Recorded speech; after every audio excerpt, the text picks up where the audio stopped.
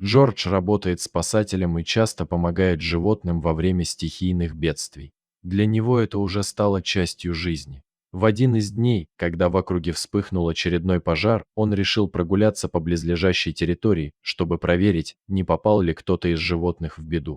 Во время обхода он заметил маленькую рысь и олененка. Оба детеныша выглядели напуганными и изможденными.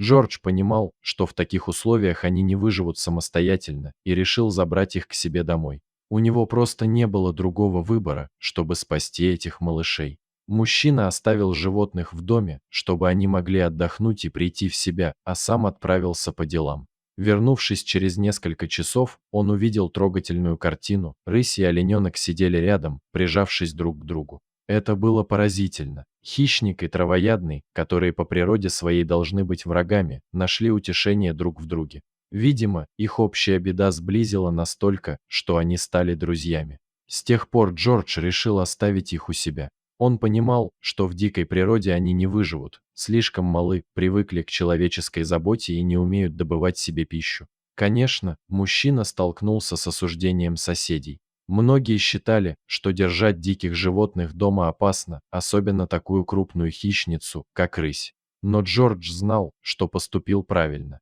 Рысь, которую он назвал Бенджи, с самого детства кормили с рук, и она выросла абсолютно ручной. Она легко идет на контакт, любит ласку и ведет себя, как большая кошка. Рысь не проявляет никакой агрессии и признает всех членов семьи. Со временем она стала полноценной частью большого домашнего коллектива.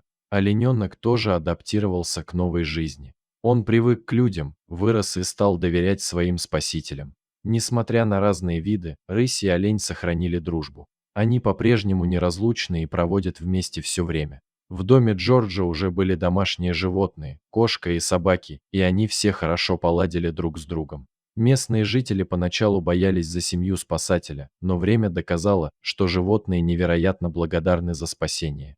Особенно рысь, которая, несмотря на свою природу, стала совершенно домашней и доброй. Сейчас Джордж называет всех своих питомцев одной большой семьей. А история рыси и олененка вдохновила многих людей в округе на добрые поступки. Мужчина признается, что спасение этих животных стало для него важным событием, а их дружба – настоящим чудом.